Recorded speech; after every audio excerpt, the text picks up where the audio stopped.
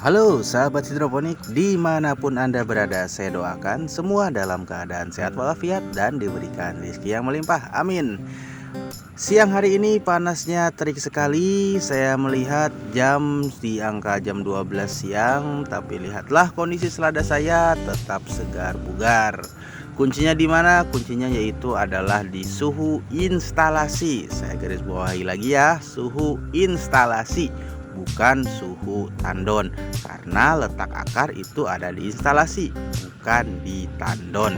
Jadi teman-teman jangan salah paham. Apa yang disampaikan dari mentor-mentor elektronik itu sebenarnya sudah benar, cuma mereka menyampaikan secara garis besarnya seperti itu. Jadi percuma jika suhu di tandonnya sangat rendah, tapi ternyata instalasinya mengular panjang dan akhirnya suhunya tinggi, ya sama aja bohong.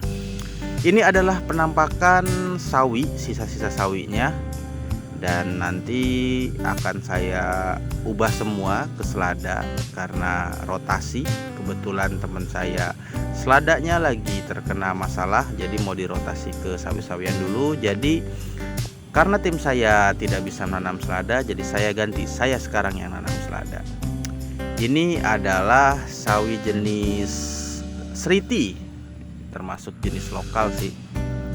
Dan ini yang sudah saya jarangkan, berharap ya bisa tumbuh lebih cepat, karena memang ini lubang tanamnya jaraknya cuma 15 cm, sangat rapat sekali. Dan ini cuacanya benar-benar panas banget, terik sekali. Di sini di Kota Palangkaraya itu kebetulan kalau panas itu bisa menginjak di angka 36 derajat. Itu data dari Google ya, nggak tahu realnya berapa, karena saya tidak mempunyai alat pengukur suhunya. Dan lihatlah kondisi akarnya. Nah, ya lumayan lah, putih-putih, bersih. Kalau bersih sih enggak kayaknya, karena itu ada kotoran. Dan memang ini instalasinya sangat jarang banget saya cuci. Saya cuma mengandalkan agen hayati yang pernah saya bahas di video sebelumnya untuk mengatasi masalah-masalah di kebun saya yang terfokuskan masalah di akar. Ini yang baru pindah tanam, sebenarnya belum saatnya pindah tanam sih, cuma karena semayannya lagi digas, jadi ya yang besar dikit pindah, besar dikit pindah. Dan inilah penampakan kebunnya jika dari view agak jauh sedikit. Ini kebun yang sangat sederhana, biaya pembuatannya pun sangat murah, tapi hasilnya ya lumayan.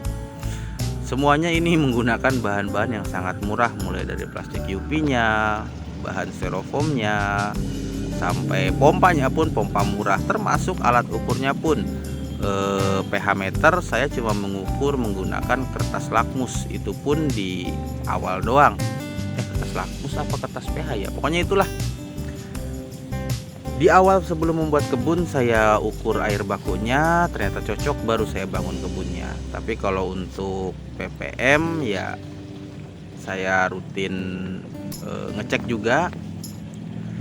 Dan itu alatnya pun alat yang murah ya, nggak murah-murah banget sih, cuma yang medium lah. Kalau yang 30 ribuan ya jujur aja saya nggak terlalu percaya sama alat yang warna coklat gitu. Nah, karena sering beda antara punya saya dengan teman saya kalau pakai yang harga 30 ribuan. Ini bukan berarti menjelek-jelekan produk ya, untuk kebaikan bersama lah. Daripada teman-teman membeli alat yang murah ternyata alat ukurnya tidak akurat, malah berarti berefek ke tanamannya. Ini sawi Chaisim kebetulan lagi ketemu harga yang kurang bagus karena ini musim panas. Jadi para petani konvensional lagi bagus-bagusnya nanam. Inilah penampakan plastik UV yang pernah saya bahas di video sebelumnya, yang harganya cuma 33.000 per 6 meter.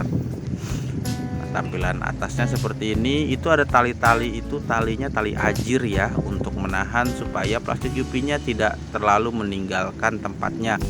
Karena jika plastik UV terkena angin, tertiup, sering ngangkat-ngangkat, dia kekuatannya agak berkurang ya. Yang harusnya dia tahan sampai 3-4 tahun, bahkan mungkin 6 bulan juga sudah robek karena mungkin terpaan angin yang sangat kuat. Dan ini ada bekas panen, saya nggak sanggup panen tengah hari seperti ini, jadi ya udahlah, dibiarin aja, nanti sore baru saya lanjut lagi. Dan lihatlah, ini memang benar-benar sangat sederhana sekali. Nah, ini sudah tiba di sore hari, saya sedang melakukan panen baby pakcoy. Keuntungan nanam baby pakcoy itu pertama umurnya lebih pendek. Jika terkendala di bobotnya yang terlalu ringan, ya satu pot bisa isi 3.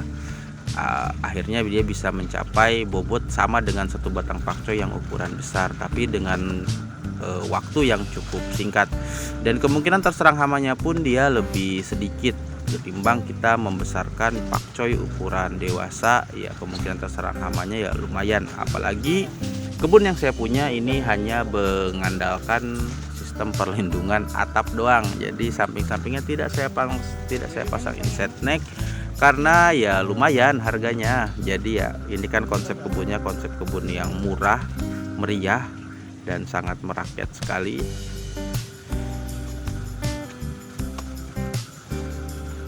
Lihat ukurannya kecil banget. Ini paling berapa hari ya? 10 harian bisa nggak nyampe kayaknya kalau 10 harian. Karena ya jujur aja sih nggak pernah ngitung berapa waktu panennya, kapan nyemainya.